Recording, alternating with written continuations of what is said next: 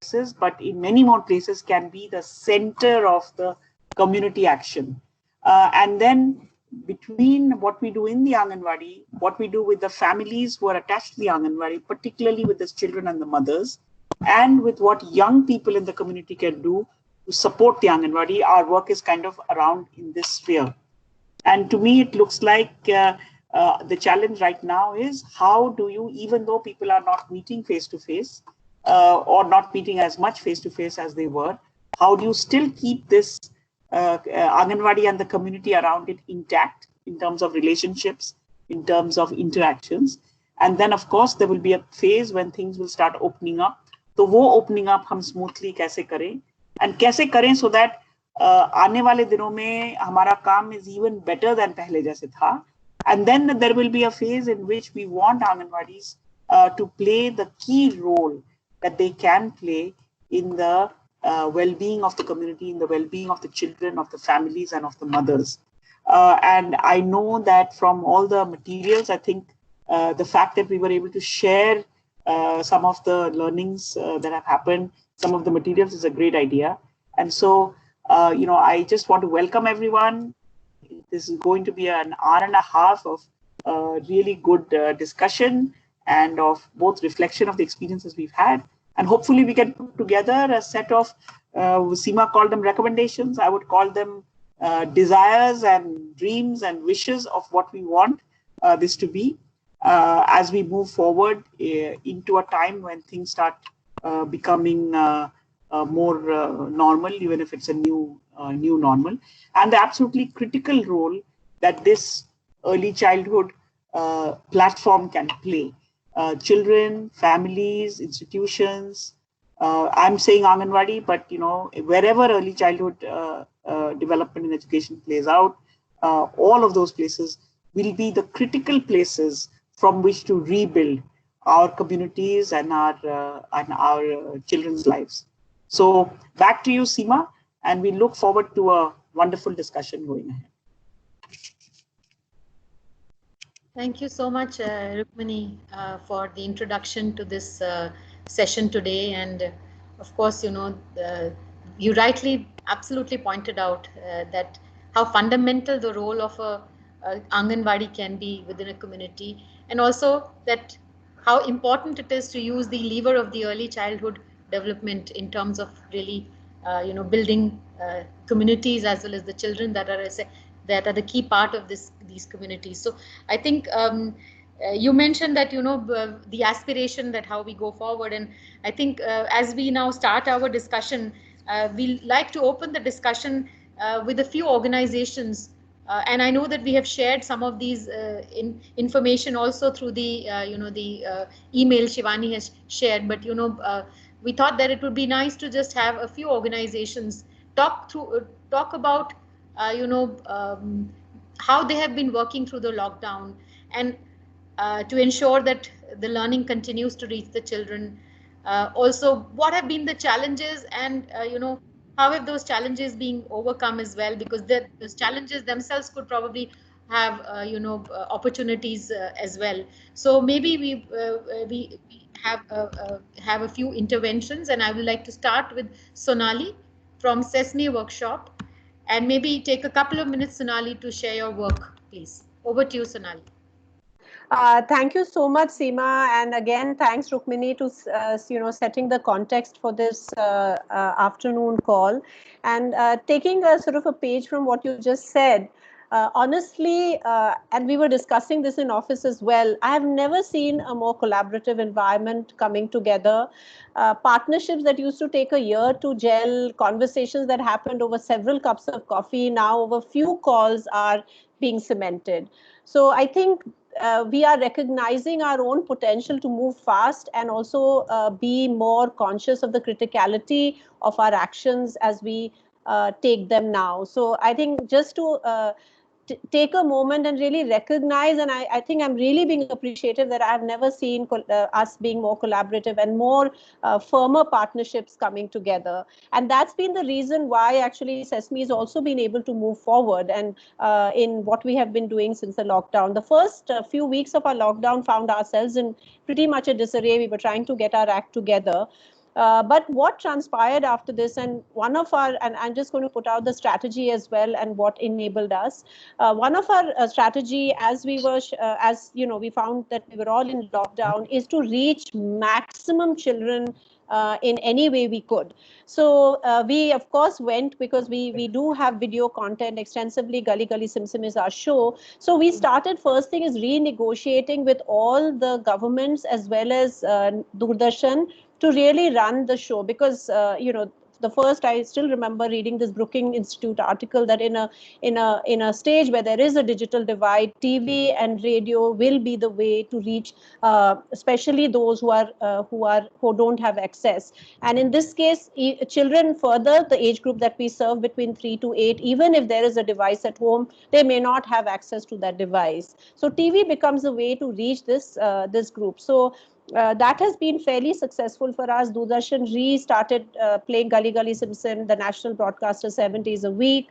Partnerships with UP government, Maharashtra, MP, Samora in the anvil. All of them have led to really the program being more visible, and happy to know that this has been driven by the fact that the government and these kendras want to get educational content out to children. So that has been the driver. So that's one thing which, as Sesame, we have really been able to push in this lockdown, and we feel combined with radio, being really conscious that, you know, this digital divide, as we understand it, though there is the Diksha app, and we are trying to map our content to the Diksha app, because it is there is a hope for a single platform, but its access is a huge issue, uptake is a huge issue. So we are looking at even things like community radio, and partnering with community radio stations, and where possible with IVRS, because that's how we can reach through both audio and video a lot of folks. In the same time, we are happy to partner, and when I say partner, you know, looking at partnering with Pratham, with a number of other organizations, Kaivalya Foundation, looking at, you know, whoever is willing to come on board to really make this content available as much as possible, because that's the key as of now. Saying that, I think one thing we do understand that in all of this, children have not been the face of the COVID crisis. And there is a lot of issues around survival. Somebody set up digital पे content दे रहे हैं, पर हमारे पास phone करने charge करने का पैसा नहीं है, तो हम कैसे बच्चों के लिए कुछ download करेंगे? So the environment has got more harsher and is getting, and after cyclone yesterday, I'm from Bengal and a lot of family is there, so we were really getting really worried as to what kind the crisis magnitude keeps increasing. When we talk of relief to children, it's about food, it's about inoculation, protection from harm, etc. But it's also, and in a very different way, bringing them a piece of joy. And lest we forget this, at the end of the day, we are dealing with children. So we in Sesame were thinking, can we have a care pack that goes with the relief pack, with even if it's a crayon, few coloring sheets, maybe a storybook? Is that something we can give? We were even thinking of putting a QR code wherever digital is there. They can scan the QR code. Thanks to Paytm, now everybody knows how to use QR codes. Then can they get access? So we are really trying to think as across the spectrum, not just video technology driven, but beyond that as well.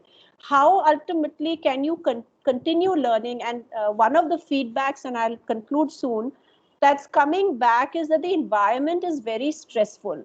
Even if we give them learning, parents are overwhelmed. They're not able to follow through with the classes or follow through with the assignments or other such material. So can we make this more engaging and fun? So of course, therefore, that also puts us on that, can we provide socio-emotional resilience building curriculum that is there? And Sesame again has a lot of content around this, and this is some of the areas we work in. So we are currently looking at how can we even create modular content of this, and based on requirement provide this, which somewhere needs to be facilitated. We know there are dearth of counselors, skilled, even people having minimum skills to get in there and address issues of stress, but what we are offering is through playway mechanism, through a play-based environment, can the stress levels at home be reduced, and that can be delivered without, say, a counselor base, but can be delivered through say even a worker, or doesn't need to have the skills of a counselor. So that is an additional thing we are really looking at. But I just want to end by saying that in all of this journey, while we are talking about learning, while we are talking about education, and I go back to the launch of the Asar report, we did say that it was to bring back joy in lives of children, and I think that piece of joy is even more required now. So I would just end with that note, that if in whatever way we can bring it back for both parents and children, and I think there is need for that. So I'll take a pause. I know I was given 3 to 4 minutes. I think I must have overrun that. So happy to join in later on in the discussion as well. Thank you. Thank you, Sonali. And yeah, I think, like you said, in these challenging times, how do we make sure that we make learning engaging and fun, and also provide that socio-emotional resilience, as you mentioned. So I want to move on to Ashfaq. And Ashfaq, have you been using similar techniques? Have there been opportunities to integrate, say, the radio shows that Sonali mentioned into your work in the Anganwadis in Jammu and Kashmir?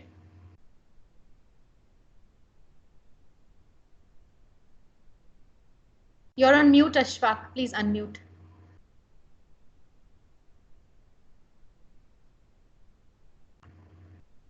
Hello. Yes. Hello. We can hear you now. Please go ahead. Yeah. Good evening, everybody. One of our respected speakers just said, we initially, I would just share briefly, because there are a lot of people who are there in the group and who have to talk. Initially, like, we were also lost for a couple of weeks that what do we do, because Anganwadis as such is not kind of priority for the state also. That we have found, because in Jammu and Kashmir we face multiple lockdowns, and often the normal is categorized when we say that schools are open, but nobody talks about Anganwadis as such. So COVID itself, the lockdown is unprecedented, and initially we were lost at what do we do.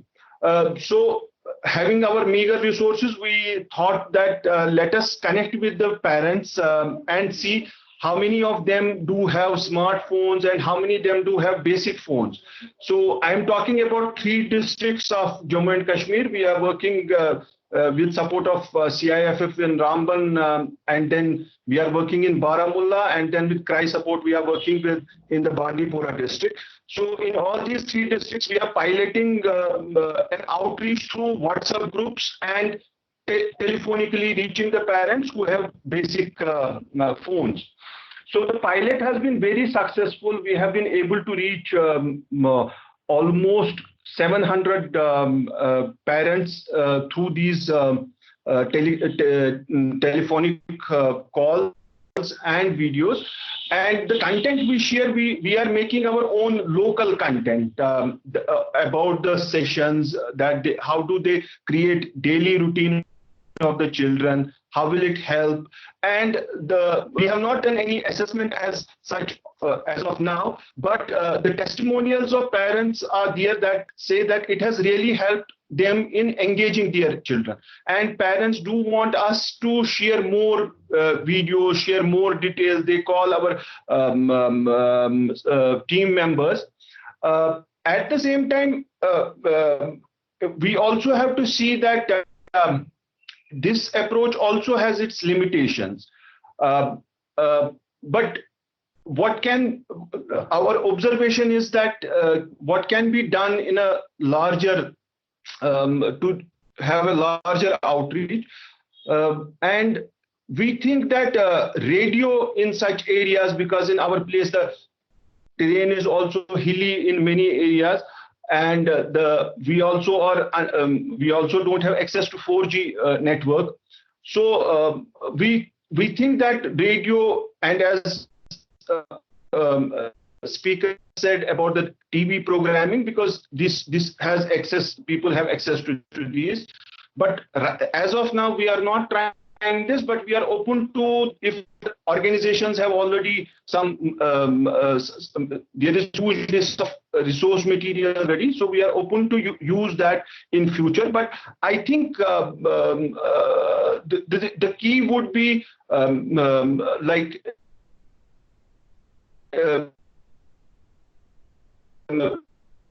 and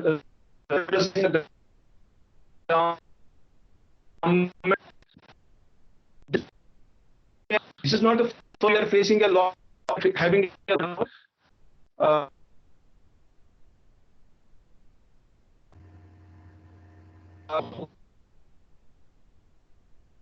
So Ashfaq, okay. So we lost a little bit of the last part, but because I think you may be facing some bandwidth issues, Ashfaq. But thank you so much. I think as we know, our country is so large and one size doesn't fit all. And you have highlighted what are the different challenges that a place like Kashmir and Jammu is facing, and how within that you are managing to keep, the activities going. I would like Seema, Yes. Can we quickly just take a minute and let Danish, who's also working in Kashmir, to come in? Danish, is that okay? Yes, please go ahead. Danish, if you can come in and take a minute, please. Yeah, no, I had actually, hi, good afternoon, everyone. This is Danish from UNICEF JNK. I just wanted to come in because Ashfaq was getting cut off because, I mean, we have 2G internet over here. So currently I think we're still waiting for the 4G networks to be restored here. So just to add to his point, because UNICEF has previously worked with JKSW on early childhood education, and we had done some demonstrations in three districts. So first of all, the main issue is, like Ashfaq was saying, forget digital content, even the curriculum in terms of what kind of curriculum, what content should they be using, even that was not there. And that was something that was brought in when UNICEF started coming in. We worked with Vikram Shilla Foundation. We developed this curriculum called Nanhe Kadam, and then it was rolled out in our centers. And even so ICTS has now adopted it. And it's very surprising to note that even the school education department still has not rolled out that curriculum. And there's still orientation on the NCERT curriculum is ongoing. UNICEF has offered its support to this activity. We have reached out to them. At one point of time, there was also these discussions about convergence. So, here, as you would know, that with IAS officers and everybody comes with their own sort of mandate. So the previous social welfare secretary was also the education secretary. So he had recommended that they be co-located as an experiment. Ladakh is already doing that. So that is again one big challenge. What the government is doing, and I can see somebody's also mentioned that Sesame has radio content. Yeah, we have that. So we are already in discussions with Samagra Shiksha. In fact, as we speak, we are waiting for the SPD to sign off the order on broadcast of these Meena Radio and Kaliguli Simsim. It's a combined episode. But frankly, again, that was a challenge. I'll reiterate what Ashfaq was saying. There was very little content, very little digital content available. And I'll go back to Rukmini ji's opening comment, is that why didn't we think of this before? We keep talking about this being a digital age. We say it's a digital age, but at the same time, we don't have enough digital content in our repository. So that's.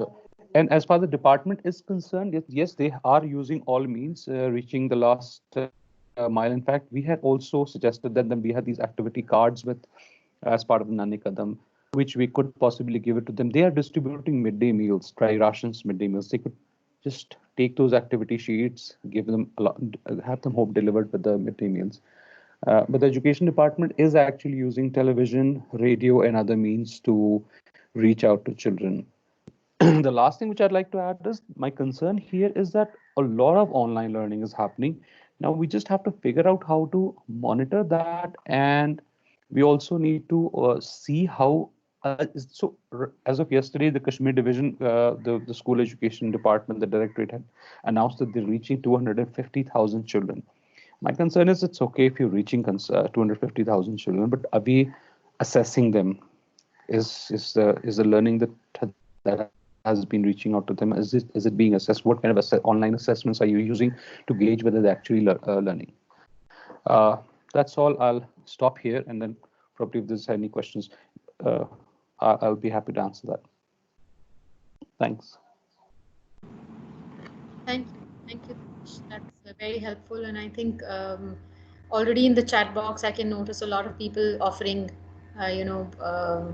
their content, and like you mentioned, the earlier challenge was that there was not enough digital content, but I think now you have kind of also collaborated, and there are many more who can help you. So that's one part of the objective of the forum. Already I can see being, to some extent being met. So moving on, I would request Plan India, Shikha. Shikha, would you like to just tell us how Plan India, has been looking at continued learning through this lockdown period? Hi, my apologies. My connection is specifically bad today, so I've been completely in and out of the call. I've heard in part Ashfaq and later Danish, and not to take much longer, I would like to just speak about 4 different pillars on which Plan India's ECCD program is trying to kind of find its feet again. Number one, on the awareness, we have felt that within our communities, to be able to communicate to the families, bring in the ECCD part, keep on working with the young children through play, through stimulation, to be able to give them mental health support has been a key ask. So a lot of what we've tried to do is to really build upon a lot of communication channels which were already there. So we have reactivated our WhatsApp groups, through telephones we have reached out to families. We have this collection of girls changemaker videos, wherein in very small videos we are trying to really speak about key parameters on play materials available locally in the environment, on the importance of nutrition, on the importance of maintaining a routine for the family and the children. So the response to these videos has been extremely good. We are looking at really distributing play kits and learning materials kits, because while there is a lot of radio program happening, a lot of TV program happening, the assumption is that all these materials are available with the families. We have found that is not the situation. So along with the ration kits or at the PDS points, we are trying to prioritize also the supply of the learning kits. We have reached out to schools and Anganwadis, and we have tried to pull out the books and other learning resources which were locked down in the room. So a lot of frontline workers who were able to move out during this period for, let's say, midday meal distribution, for the distribution of dry ration kits and so on, we have been, with their help and with the help of local management committees, been able to pull out those learning resources and really kind of put them in the hands of the learners and families as much as possible.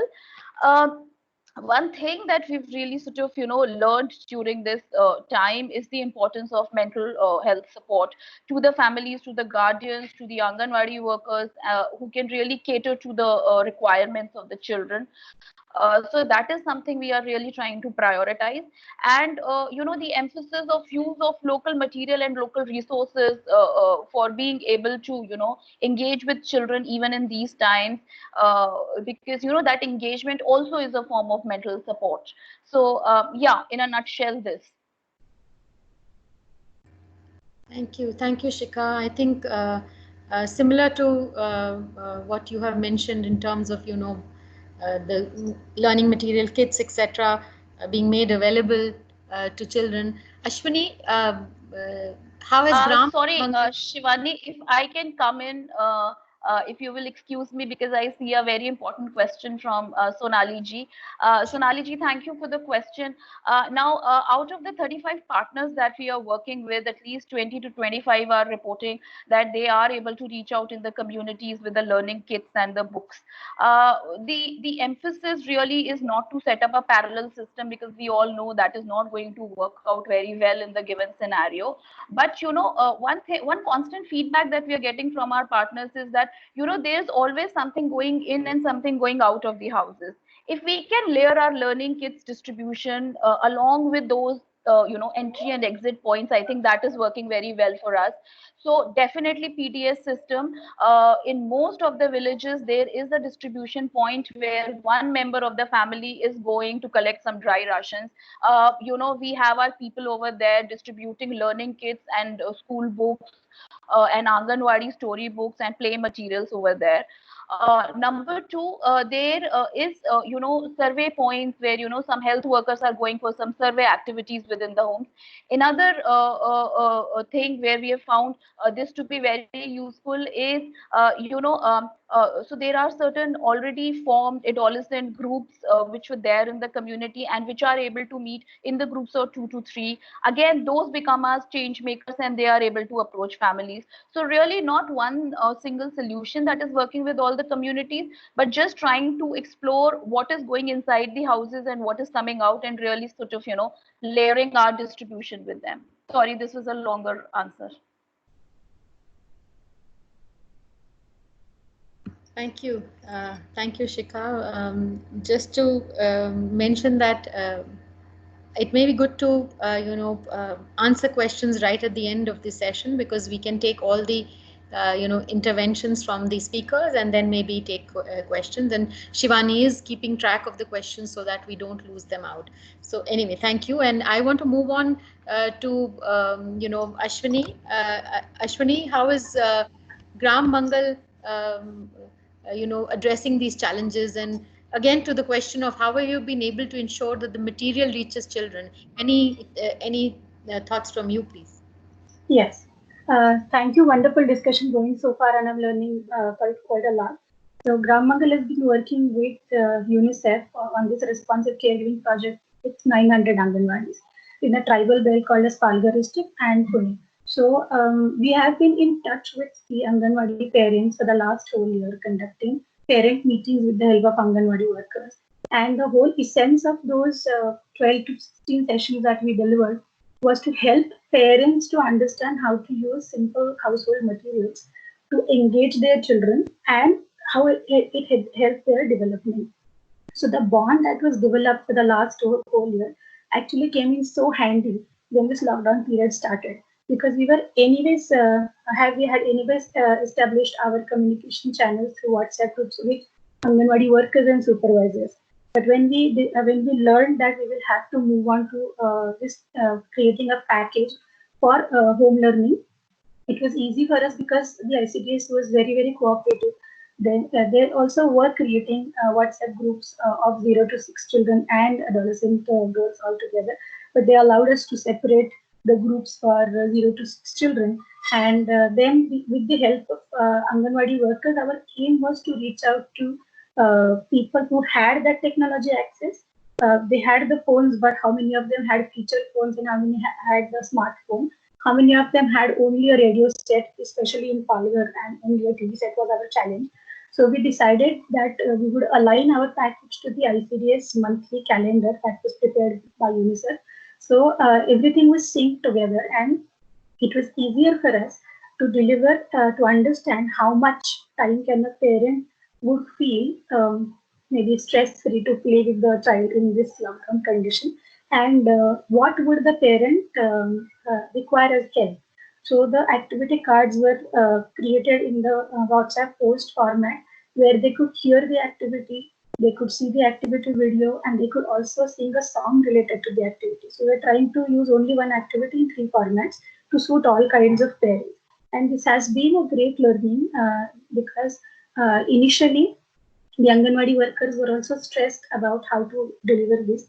But then the coordination between our block coordinators, the ICDS supervisors, and Anganwadi workers has been phenomenal. the way the parents used to send their question or send their activity video. Previously, they used to check back with us कि दीदी हम ठीक से कर रहे हैं कि नहीं बता. इसलिए they were thrilled to send videos to us कि आज हमने ये खेला, pretend play खेला, ऐसे किया है, ये ठीक है कि नहीं. But then that actually habit got continued, and we got some 100 videos from the parents especially. But then we were very keen to understand whether the parents are doing this on a regular basis, and can the Anganwadi worker stimulate those parents who do not have this capability. So as someone mentioned that the Anganwadi workers are moving to distribute the daily ration, we are now encouraging them to just show the post from their screen.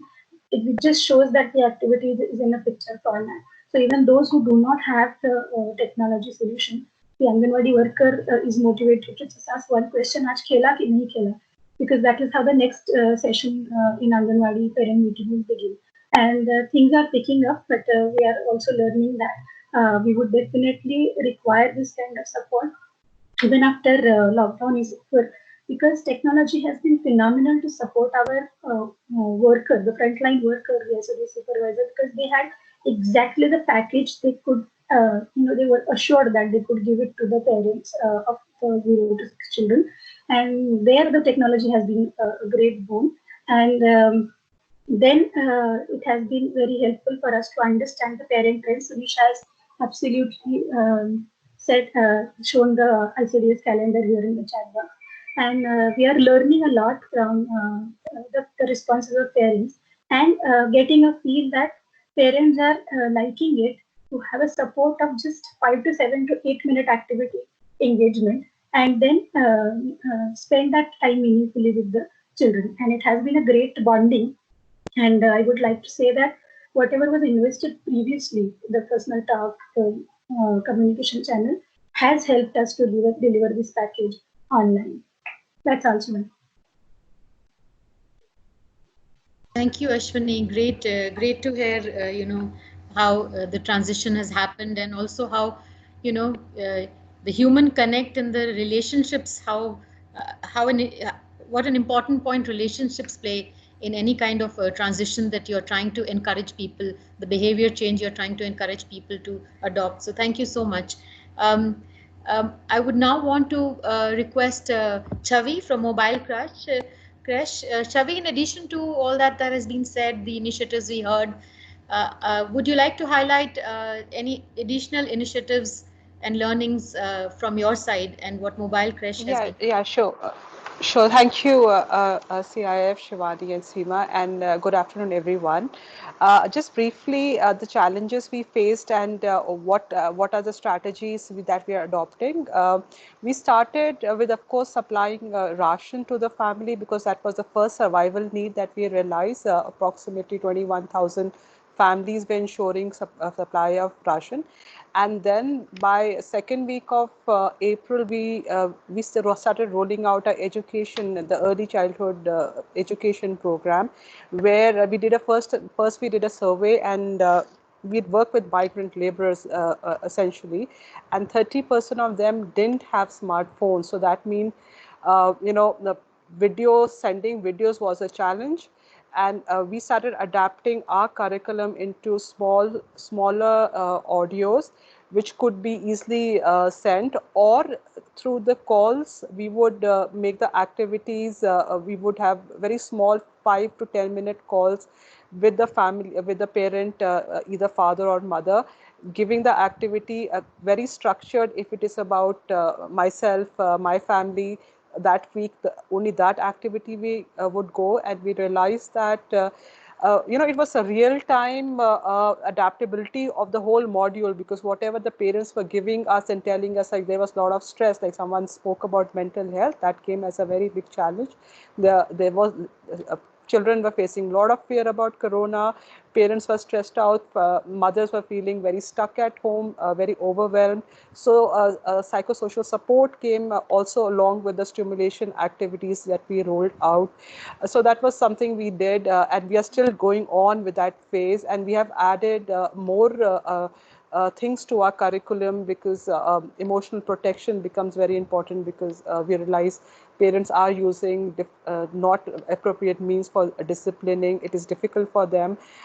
So that we are adapting and making new possible modules to roll out in the coming weeks. Thank you. Thank you, Chavi. Thank you so much. I think thank you everyone who shared your thoughts. I could sense a lot of commonality, yet very, very, I would say, unique changes that each organization has brought about, sensing the needs of the community and sensing the needs of the areas and geographies, etc. They are, and the work that they are bringing to the table. Shivani, is there anything from the chat box that you would like to bring? Yeah, so just a couple of points that I think found some resonance in the chat box. I just want to bring them to the group's notice. One was, I think Shonali might have mentioned and Danish might have reiterated that, including care packs and those cards, can they be distributed when the Anganwadi workers are going from house to house to distribute ration? Leena brought up a good, interesting point that we should be careful about sanitization if we are giving packs and kits to kids. And I think, Amrita ji mentioned that, local play material along with, some of the material that we are sending out, can we actually share this list of how, the element of joy again, and can we actually include local play materials into the material that we're sending out to the kids? One of the questions that came up that I want to throw out there, is that someone asked if any preliminary data on the impact of migration on Anganwadi centers, and particularly the enrollment of girls. Has any organization, maybe mobile crashes because they work with migrant labor, or Pratham, or anybody, does anybody have any idea, or have they collected any such preliminary data?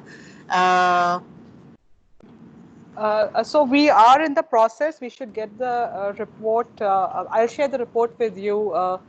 We were collecting all the data and it's getting compiled at this moment. Wonderful. Thanks. Seema, that's it from the chat at the moment.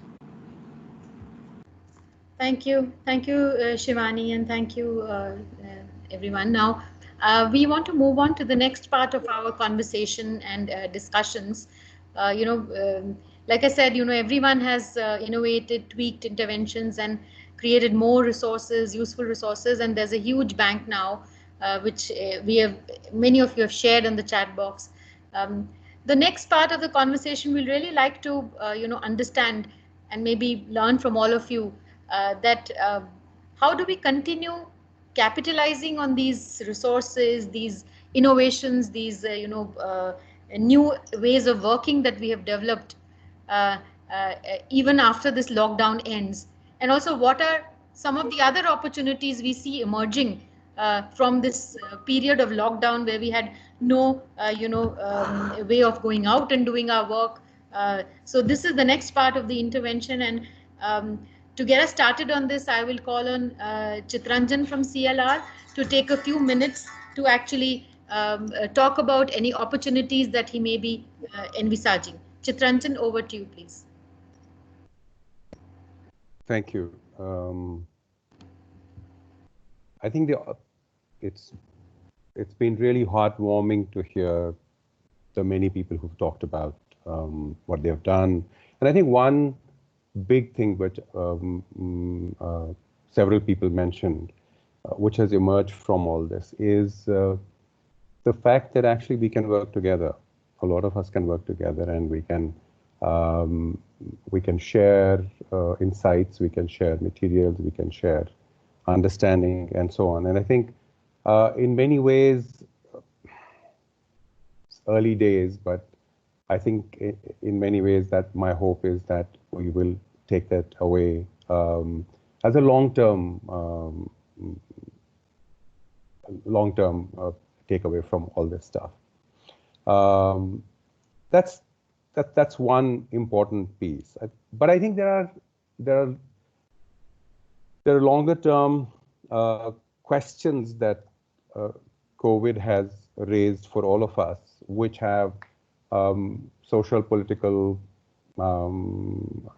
economic, and other implications, which then feed into how children are treated in our society. And I think those, I'd like to take a few minutes to talk about how I see that going. I want to start by saying that I don't think there is any certainty at the moment that COVID will change us in any fundamental ways. I hope it will, but I think there are lots of siren songs that will keep bringing us back to where we were. But I think the questions have come up, and I think to that extent the terms of conversations might change going forward. And I think there are three key things that I see that have come up as a result of this. One is, I feel that over the last several decades, there has been a growing trend towards distancing of parents from providing childcare in the direction of institutionalization. I think if you look at India, or if you look at many, many other countries, most of the policy conversation has been around how do we provide institutionalized care to young children. And often it has been at the expense of any conversation about how do we enable parents to do that? How do we enable communities to do that? How do we enable a village to do that? And so on. There's been very little work, or at least policy responses to that. In the last 2 months, we've suddenly discovered everyone's talking about, oh, we must enable parents to do this. And I think if we can end up in a place where this becomes a more balanced, this leads us in the direction of a more balanced approach between these two, between institutionalized childcare as well as the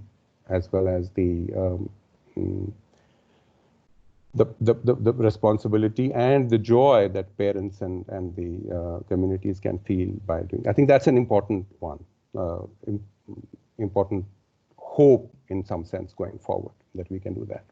The second thing I see is that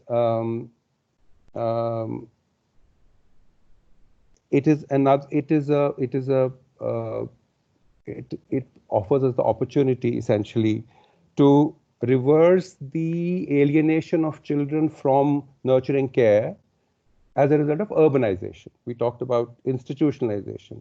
Urbanization has been another major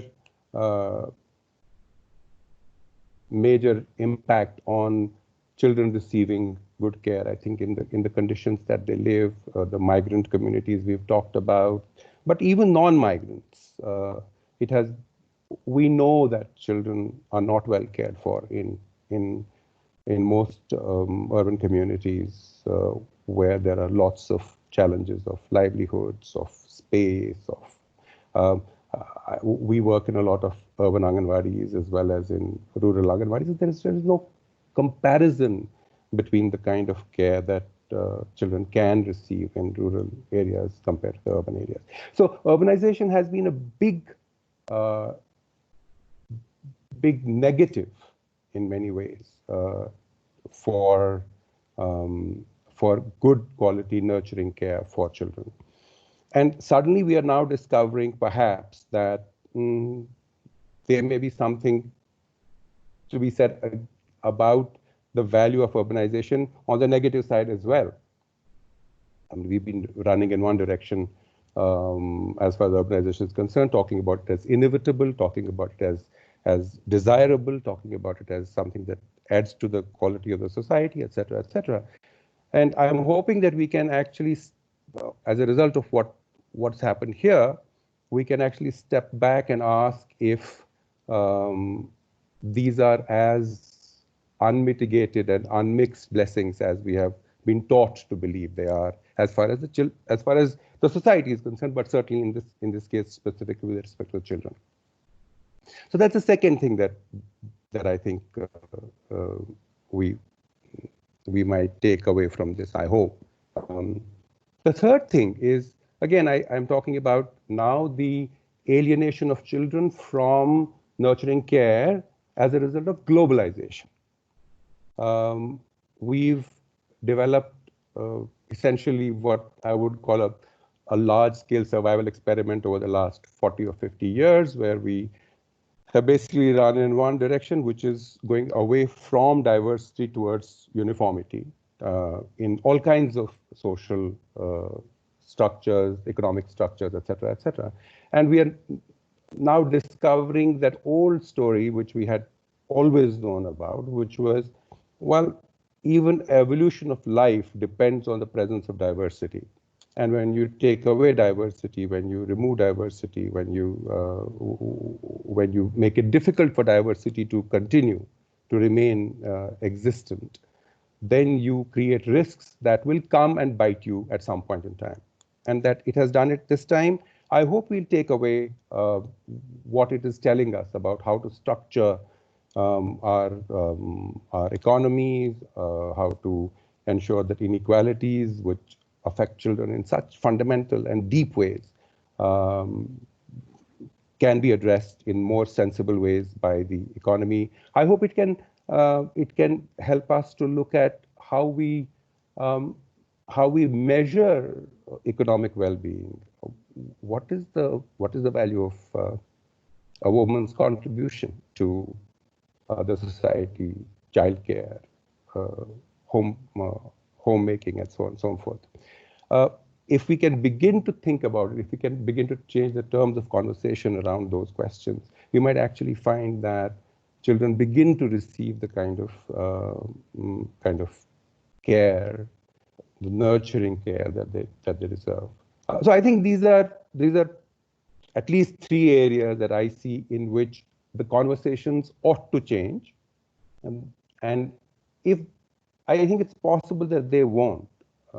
I think it's possible that we will simply forget all of this and move on and think, well, here is the old normal which we have come back to. Now we are happy and we can just go back to doing things as we used to do them. But that would be a pity. I think that would be a waste of a good crisis. Thank you. Thank you, Chittaranjan. Those are very interesting, I would say, fundamental structural changes that we need to probably think about. The point about diversity being the source of all kinds of life and all kinds of, evolution is really fundamental. Thank you for that. And maybe I can now request Leena, if you have anything. Leena, would you like to add anything to this? These are very interesting thoughts.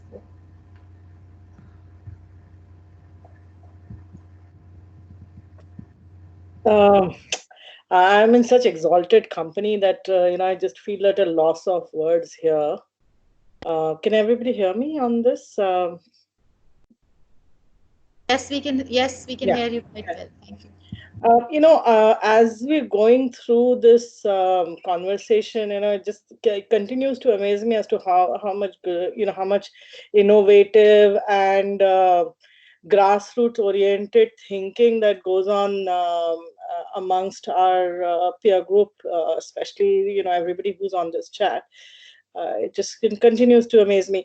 But some questions that always strike me is, how do we scale up?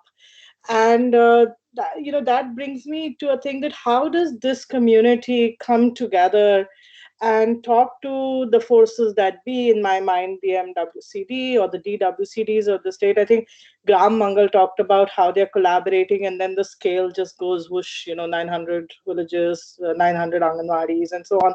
So the whole point is that how do we make the forces that be, who decide all these things, that how does the new normal for after COVID, what happens to ICDS in that? How will ICDS change?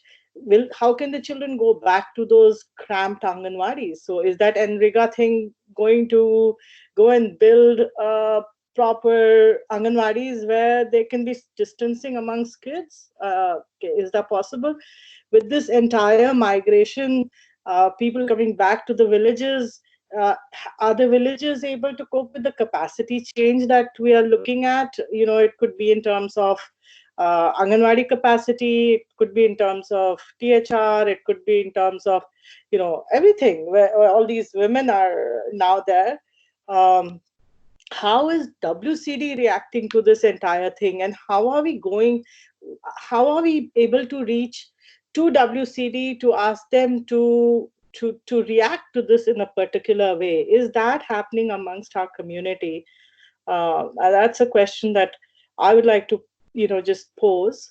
And is there a way that we can go together and with one voice raise this issue, suggest some good practices? As I said, there are things happening, there are best practices. Let's quickly collate them and share with the powers that be. And if this is the time they don't listen, then they'll never listen. So this is a good time to kind of try and see if they will listen and create that collaboration and scale, and make them think, or at least ask questions and say, how would we, how does MWCD plan to, what is MWCD's COVID-19 response? They have used the Anganwadi workers, Sevikas and all to go and talk to each family. So let's leverage, and I think this is a great time to leverage off what they have created. It could be databases, it could be whatever, their technology that they are using to reach the population, to distribute the rations or whatever. And I think this is a time to kind of figure out those places where we can leverage. So is UNICEF in a position to have that conversation?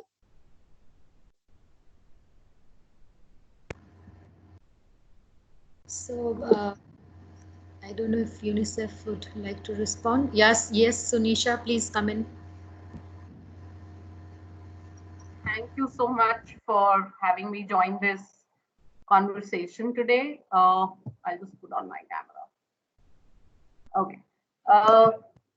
It was very interesting to hear all those different experiences and efforts that are being made in different states, urban, rural, urban slums, and different state governments are responding differently given the kind of situation that is also existing.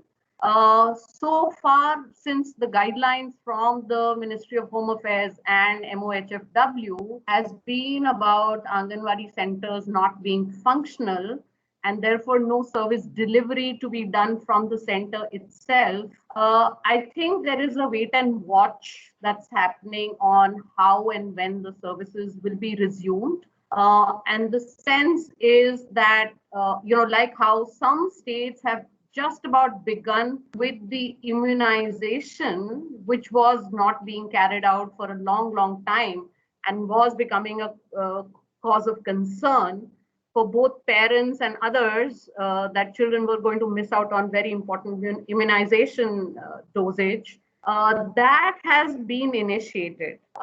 Perhaps the ministry may come out with some SOPs or guidelines for moving ahead with some, services to be kind of delivered in a staggered manner. And the sense is that maybe the ECE program at the Anganwadi Center is likely to be the last service that's actually going to be operational. Focusing on growth monitoring, monitoring children who are severely malnourished. I think those are priorities at this point of time. And those are the services that may get started first. The other point is that, unfortunately, not much guidance has actually gone from the national level, from MWCD to the states. MWCD has really depended on MOHFW, which has been the lead ministry, and rightly so, in taking decisions and actually, taking the calls on various efforts of the government.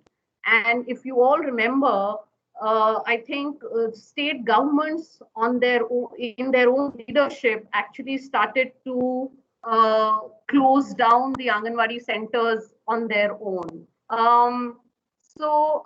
I think right now it's still a wait and watch situation. There will be resumption of services, like I said, in a staggered manner.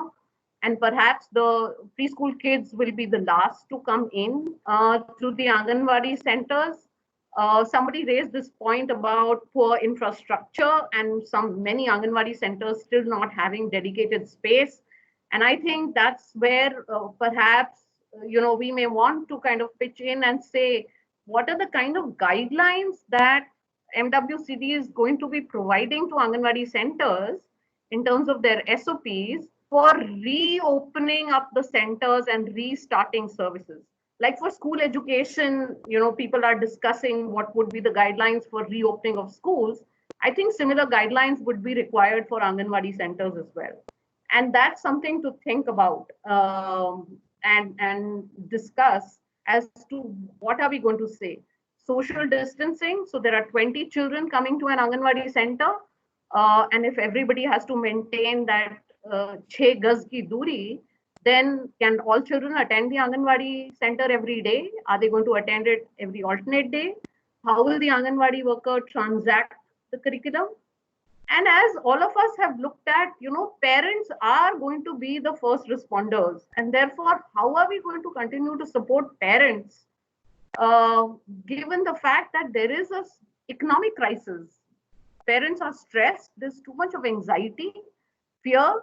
So what is that supportive mechanism that will be provided?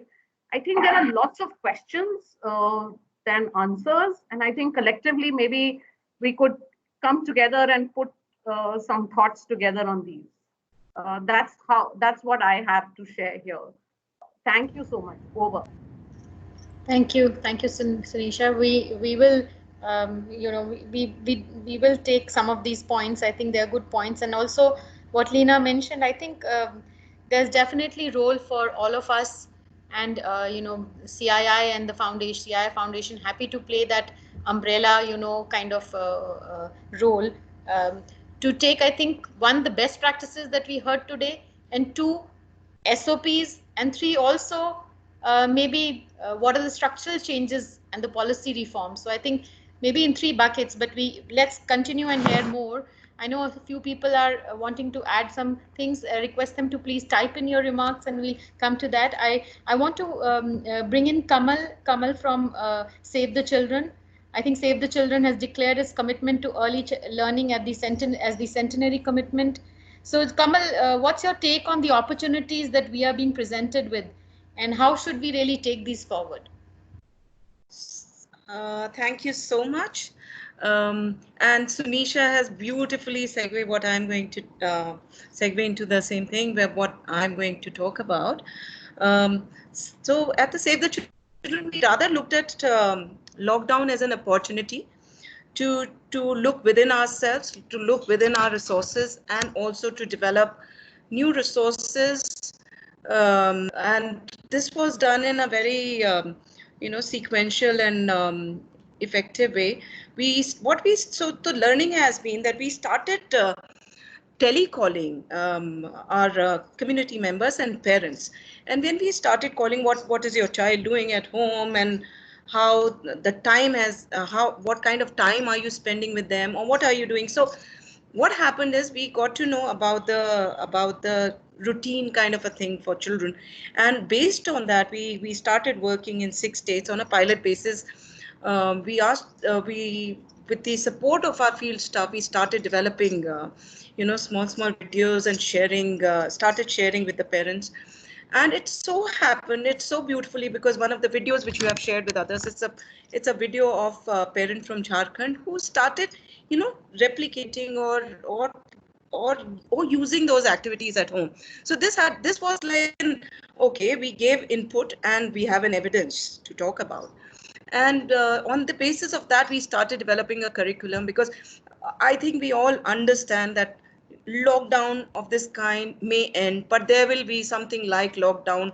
The parents may not be sending their children to school so easily, or Anganwadi. So there will be a certain amount of time lag. So we started working towards that, and as of now, we have developed curriculum for the 4 months, which is mapped to the 4 areas, that is language, maths, psychosocial care, and physical development. And what we thought, probably every day, I think within 10 days from now, every day we will send out some activity. It's audio, video based. And so, you know, we saw that opportunity and we created all this within this 2 months time, and it has worked well for us. So I think that was the opportunity, and I think all of us should look at this kind of time as an opportunity.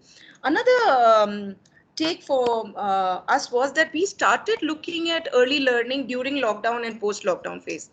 As Sunisha said, we need to have certain SOPs. So we developed 2 different sets of SOPs, one for schools and one for Anganwadis to reopen. So I'm saying these are operational guidelines for places to reopen. We are now going deep down into, okay, what happens in the ex-Anganwadi of Palghar? No. What we are saying, what government should be doing. So there's certain amount of SOP which is ready.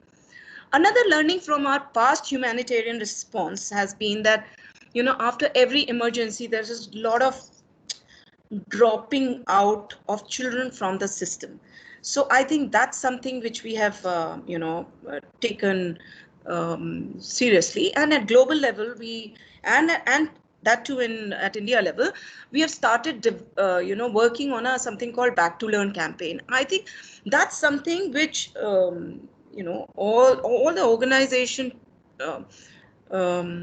should take up, bringing back children to school. Because I remember, and many of my colleagues who are here, they would remember the old days when district primary education program was happening, and there was so much of emphasis on access. I think that's what it may happen that COVID may take us to at least 5 years back, and we will talk about access again.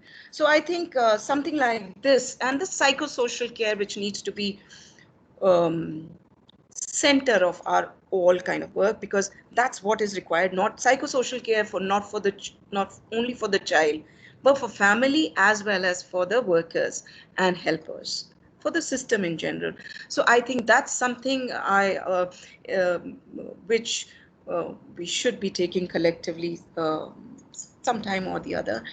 And also in terms of, how collaborations are happening. This is more on the philosophical level, but what Rukmini ji has said, that, we could have done all this before lockdown also, but how people are coming together beautifully, bringing their resources, collectively working. I think that's a learning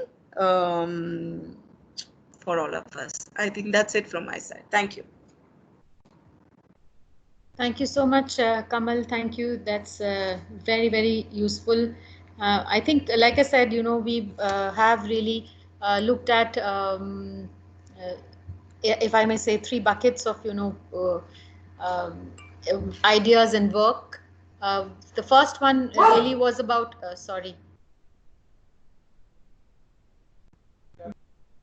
about the, innovations and the material that has been prepared to get over the lockdown, because we suddenly were all, about not able to go about our work in the usual manner. The second part was more about the, how do we now move forward after lockdown? What are the things, what are the, structural policy changes that need to be brought in, and how do we involve the government in terms of even looking at some of those? And finally, a very detailed discussion also on the chat on when things open up. As industry, as CII, we are seeing standard operating procedures being made for many establishments, many sectors, workspaces. So even Anganwadi, what would be the the SOP, and how do we do this? So we now would like to move on to the last part of our discussion, and as we wrap up, we would like to maybe hear from each one of the organizations represented here, and maybe one thing that you would like to see in the Anganwadis when they open up. So what is that one thing that you would like to see in the Anganwadis when they open up, something that you would aspire for, as Rukmini had said? So if each organization could actually take just a minute to give us that thought, it would be good. And maybe we can start with Pratham itself, and if somebody from Pratham would want to start this, and of course I want to bring Rukmini back to give the conclusion. So anyone else from Pratham also can, besides Rukmini, may also want to say something, please. Okay, can I say? Can I talk? Please, please, Hello, please. am I audible? Yeah. Yes, you're audible. Yeah. So, yeah, I'm Smithin. I'm from Pratham, and when the Anganwadis, get started, I would like to talk to, we would like to go to the mothers and talk to them in the hamlets, and understand what they are able to do, and support them in a way where we build a system where these small groups are active around the Anganwadi, so that in future they play a supporting role. So every this stress is coming on a Anganwadi worker, can be थोड़ा सा उसको आसान किया जा सकता है. Thank you. Jyoti from Nav Nimriti. Samyukta, are you trying to say something, but we can't hear you? Jyoti, I was bringing in right now. Jyoti, you're on mute. Yeah. Would somebody else wants to come in? No, please go ahead. Go ahead, please.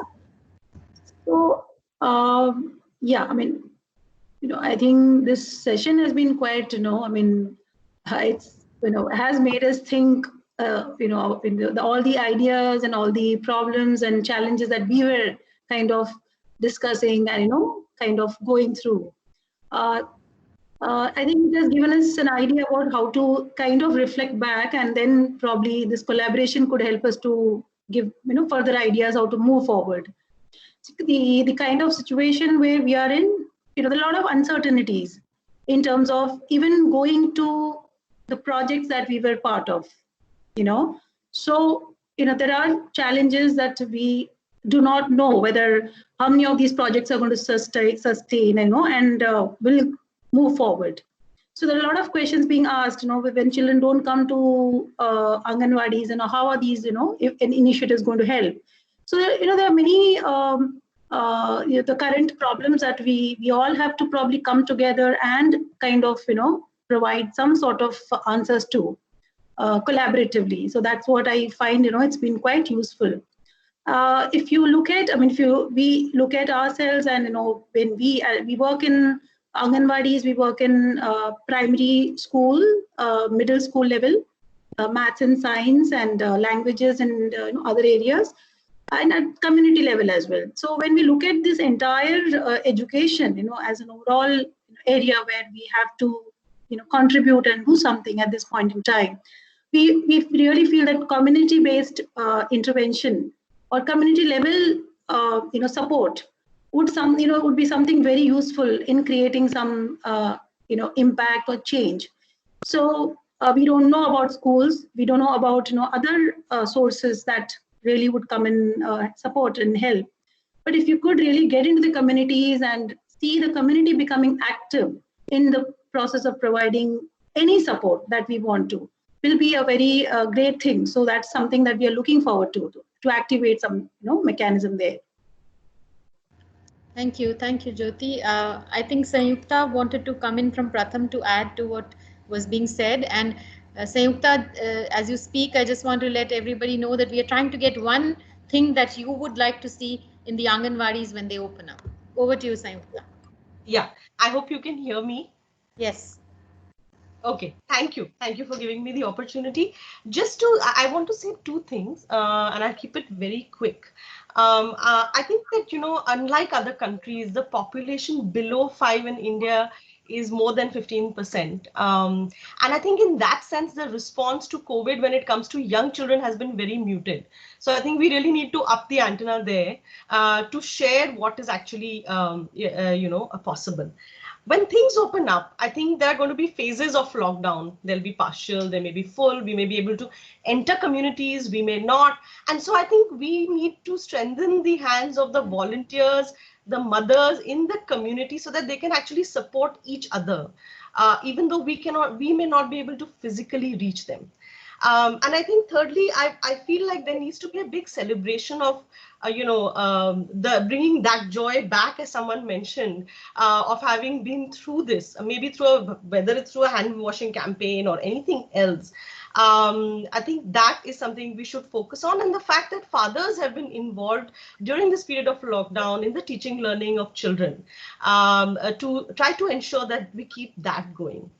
Having said that, I think in pandemics, mothers and children are the most affected, and access to technology is the biggest challenge. So how do we think about these two factors? I don't have the answers yet, but I think when things open up, how do we care for them more than what we have done so far? I think that would be crucial. Thank you. Thank you. I would like to bring in a few people who have not spoken. Maybe Mr. Mahapatra, SOS Village. What is the one thing you would like to see in the Anganwadis when they open up? So I know that the person's name that you've taken is a man, but I'm speaking. Mahapatra could not join today because he's in Kolkata, and the cyclone and all of that, so there's no connectivity. Hi, so I'm Deepthi, and I just, I really enjoyed the session today, and especially the discussions, and everyone has actually highlighted, all of the things that we are aware of. But since we're just closing it, I will start with the quick answer. Then I will just tell you what I also grapple with a lot, and I'm sure you all will join me in that, because we are all thinking on that. So I think if in a clinical setting, someone says, okay, what is that one thing that I would love to or wish to see? That I would love to see that the Anganwadis are actually working and delivering what they are supposed to be. And, our children are getting the nutrition and all those 6 packages that the Anganwadi, the ICDS, promises, including the early childhood education. Now, this is something is not happening. I mean, and we all know, so I wouldn't go in those, the reasons why. But imagine when there is no COVID, then it has been a difficult thing for us to get, these institutions, basic institutions to do and deliver, and at the same time having the demand from the community from these institutions. So, I mean, there is definitely a gap at both sides. So one is that maybe we have not understood what people want, and 2, we are the ones who are deciding what they want, and thereby we're going for it. And even when we do all of the innovation and everything, we're still not able to make a dent. So all of that.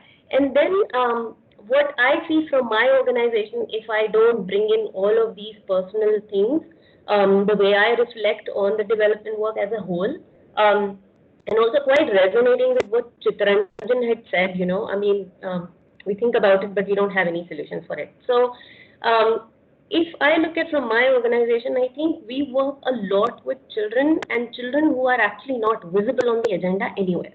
Children who do not have parents or parental care, or children who are abandoned or neglected. I mean, on the continuum of care, you can see them anywhere, if only we see them.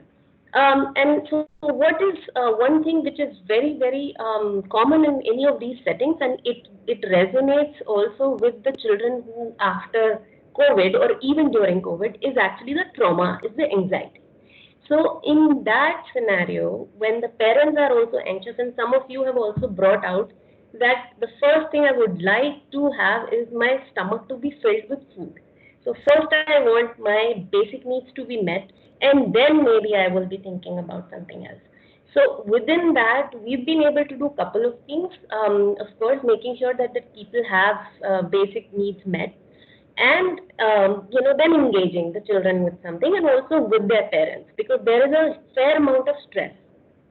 So one of the things that we have done is that, storytelling, simple, and we have not really used a lot of technology. It just wasn't possible and isn't possible because a lot of people don't even have a feature phone. Smartphone is like a far-fetched thing. So we've been doing the storytelling, and how do we do that? Social distancing has to be, maintained.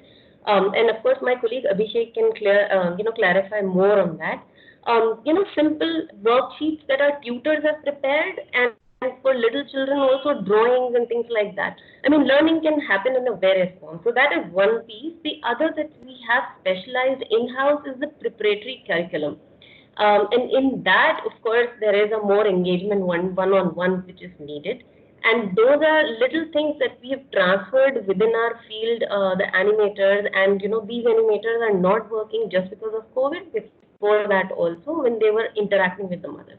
So anyway, I'm just leaving you with the thought that, the issue is very huge, and we'll have to come up and go back and keep questioning that what are the first needs of the community where we should focus on, and that's where we will probably see a traction. I'll stop here. Thank you. Thank you, Deepti. While I know that people have raised hands and there's a few other people who may wish to speak, I would like to really thank everyone, but I think since we have very limited time available, I would request Rukmini now, if she could come in with her concluding thoughts, please. Thank you so much, Seema. This has been a fascinating 1.5 hours, and so many innovative people who have done so much during this time. So I just want to leave with a couple of sort of thoughts, pulling it all together. The first thing is that I think many of you have said that any previous strong relationship that was there on the ground between the Anganwadi worker, the organization, between the Anganwadi worker and the parents, it's the strong relationships that have really taken us far. And therefore, I think that immediately when things are possible again, going back and strengthening the human relationships. Technology has a big grip only when it floats on people and their relationships. So if Anganwadi worker was connected well to parents, they were able to do a lot more even from far away than otherwise. I think the second very important thing that I heard from all of you is that nobody waited for any policy directions or anything. Everybody where they were did what they felt needed to be done. And they did it in a very fast-paced way, because in front of everybody was the children and the families and the workers that we needed to reach. There is no reason for us to stop doing that once things go back to normal. And I think in doing of that, at least I know in Pratham, we are revisiting what we used to do before and trying to figure out what it is that was the most core thing to do and what it is that we need to add to what we are doing. So this is a moment not just of doing, but also of reflection of what we do. But it's clear that you need not just the action on the ground, but also the policy on top. And there I see a couple of things. One is that, Sunisha, I mean, this is I think anybody who's working in this field will realize that this connection between the Anganwadi system and the school system is a really big gap, and how do we do to bring them together? And I particularly feel for the children who are going to go to first standard this year. For any child, going to first standard is a big deal. And that's kind of not clear when that's going to happen. And when it happens, people are going to be really distracted. So is there a moment in which we not just say, welcome back to Anganwadi and welcome back to school, but between the Anganwadi and the school, really reach out to the children and the families who are going to go to first standard. They are going to make it. Sooner or later, they're all going to be there. But it can't be a lost year for them because you're only in first standard once. So maybe that's a place where these two, can come together. Another point that I think we all agree is that there is going to be more, in many states, there's going to be more people available at the village level. People who have had loss of livelihood, but along with that, they've had a loss of, identity, of dignity, and of many such things. And I worry in our very young country when young people go through this kind of a, traumatic time. And we know that our Anganwadi workers are really stressed. We know parents are under stress. But how can we use extra hands? And the policy angle of that would be, how does NREGA allow, maybe just for 2021, for people who work with children to be actually paid out of that? Because then that can serve two purposes. Finally, I think that in all our minds and in many things that you said, there is parents directly at home. then there is the school or the Anganwadi center. But I think we should all start thinking of a medium place, which is our mohalla, which is our gully, in which I think some activities can start. And if we organize to be able to occasionally meet as smaller groups, often, of course, at home, and then in the center of the Anganwadi, I think it's this continuum that we are going to need in the months coming forward. Finally, 2 asks, and I feel since you've given me the last few minutes, it's fine for me to ask. One is that between all of us, and there may be more people out there, a tremendous resource pool has existed before, but has also been created. Is there a repository where we can all put the things that we would like to share? I can see in the chat so many offers of sharing, but can there be a place that anybody can go and take things that have proven to be very useful for all of us? And Sunisha, maybe this is where UNICEF can play a big role of being the kind of national repository of young children resources. And not just, I mean, we've developed things for COVID time, but I think these are many of the things that you all have done are going to be extremely valuable otherwise. And an ask from CII. CII members support education across the country in many, many different ways. Can we ask CII to ask its members that as soon as it's possible, please ask your organizations, your supporters, to visit an Anganwadi, to see what the Anganwadi needs in the areas of your work, and to visit a standard 1 and see what that means. If there is focus in these 2 places and we help them to become stronger, they are just tips of the iceberg. I think a lot more can happen. So CII, please ask your members that this doesn't need money. It just needs care, it needs priority, and it needs focus to say, come back and tell us how your Anganwadi is doing and how your first is doing. So thank you very much. Thank you, Rukmini. Thank you. I think there's not much left. You've summarized it so well, and also the asks are very clear, and I really want to thank you for that. Shivani, is there any point that you are wanting to make from the chat box that you notice, or anything? You're on mute. Yeah, so I think there has been a lot of conversation that has happened on the chat, which is great because there were some collaborative efforts and there is some like, let's get in touch.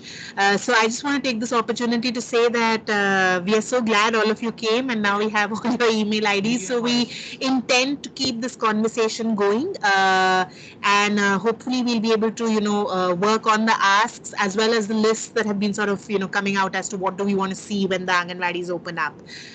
So if I can say thank you so much for joining us today, and back to you, Seema. So I also just wish to thank all of you. It's been great. The conversation has been rich. We've learned a lot. I think it's just the beginning, as I would like to put, of the collaboration that we are all starting to see.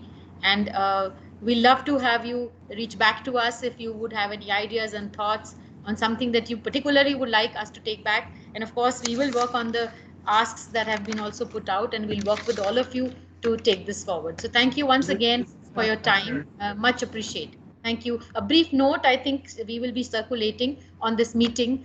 So you will have a record of this meeting as well. Yeah. Thank you very much. Thank you. Thank Bye-bye. you. Bye.